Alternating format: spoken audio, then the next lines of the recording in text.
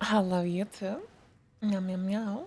Today I'm going to show you just how I've crafted my Warlock gloves. I'm actually going to be recrafting these very soon to get T1 T1 ES, but they're pretty simple to craft.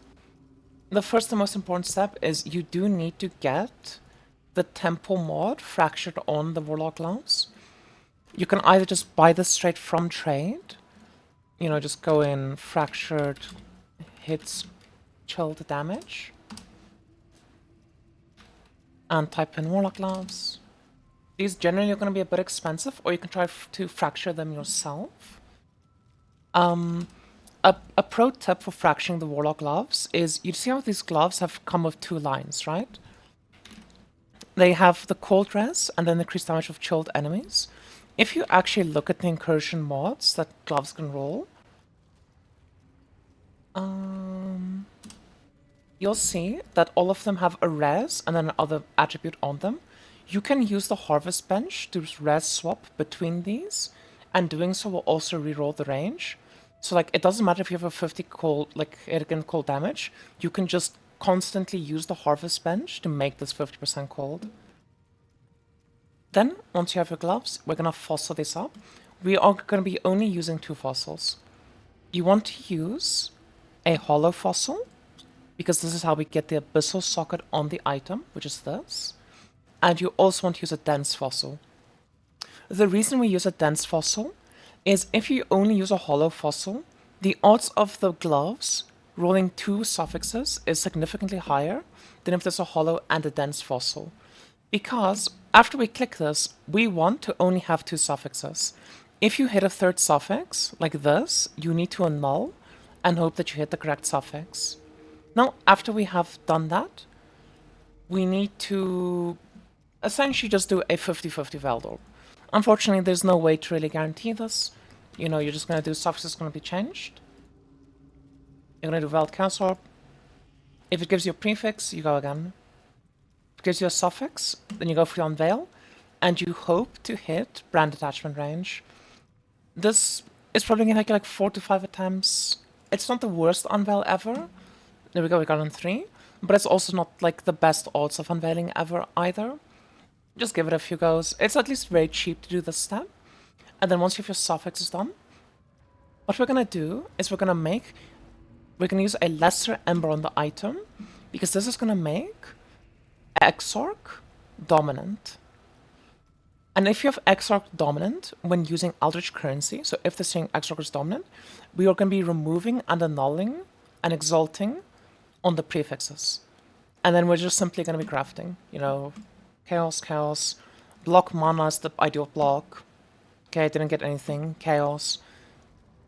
You would craft mana to block it. I'm not gonna do it because it's like a bit annoying to do on Craft of Exile specifically. And then, oh, we have T2 ES, that's kind of good. Okay, let's try to keep this. And then get like a second ES. Oh, we lost the ES, unfortunate. And you're just gonna keep doing this until you end up with percent ES and flat ES. Once you're happy with your energy shield that you did end up with, which this step is quite expensive, it fucking sucks to do, you're just gonna craft convert on the gloves, and you're gonna convert it to lightning damage. The main reason we're doing convert to lightning is because this league specifically with Doriani marks, lightning damage is just by far the best damage you can convert to, because every enemy you run into just has minus 200 lightning res, because you just have this insane mercenary running up with minus 200 lightning res, giving the enemies minus 200 lightning res. And then after you've done that, we need to do our string Exarch implicits. The easiest way to do the implicits, so we need to get 25% damage converted to lightning, because the craft only goes up to 25%. My suggestion would be spam Greater Echoes until you run into convert to lightning damage. But then once you have the greater convert to lightning damage, it's going to be 15%. What you're going to do is you're going to put on a Grand Ember, because the Grand Ember is a higher tier than the Greater Echo. And it's important as a higher tier because it increases the odds of you leveling up the Greater Ichor into a Grand Ichor when you Orb of Conflict out.